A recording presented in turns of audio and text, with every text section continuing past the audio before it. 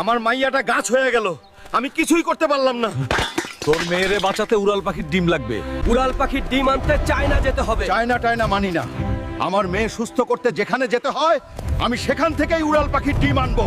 China, আমি আসতাছি। উড়াল পাখির ডিম রেডি রাখ।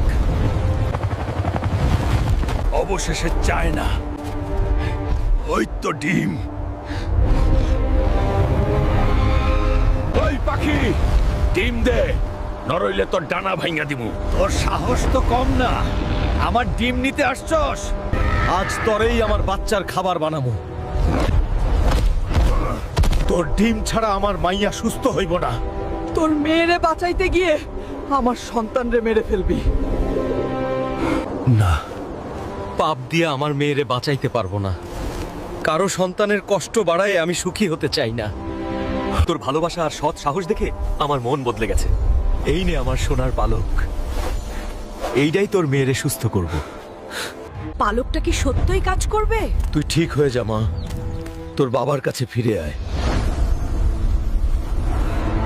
আব্বা, আমি আবার নড়তে পারতাছি। এখন লাইক আর সাবস্ক্রাইব করুন।